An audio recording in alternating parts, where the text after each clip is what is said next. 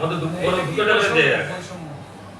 আগে বলতে মামলা শেষ করে মামলা শেষ হয়ে আসছে এখন বলে পদের রেজাল্ট পাবে বাকি মামলা করতে হবে বাকি গুলোতে মামলা করে আমরা নেই কেমন আগ পর্যন্ত এই মামলা শেষ হবে না কারণ এই পদের রেজাল্টের মামলা 11 বছর পরে শেষ হইল।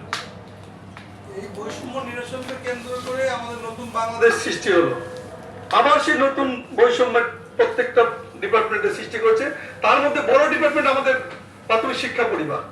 এখানে 45 জন প্রধান শিক্ষক 10 জনকে গেজেটেড মর্যাদা পাবে আর বাকি 65,524 জন প্রধান শিক্ষক এটা দেখবে চেয়ে দেখবে।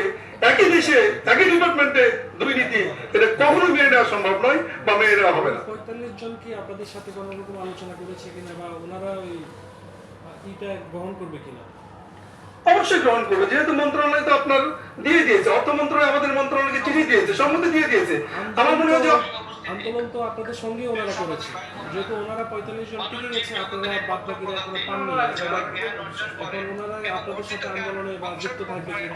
এখন ওনারা আন্দোলনে যুক্ত থাকবে কিনা সেটা জানি না, তবে থাকাই তো কথা। যেহেতু আমাদের ওনারা পেয়েছে 45 জন, তো তার সংখ্যাগরিষ্ঠ 65,524 জন, আমরা 45 জন, যেহেতু একই পথ একই কারিকুলাম একই সব, অবশ্যই তো আমাদের সঙ্গে থাকবে আশা করছি। মামলা করে দেওয়া হয়েছে সারা বাংলাদেশ থেকে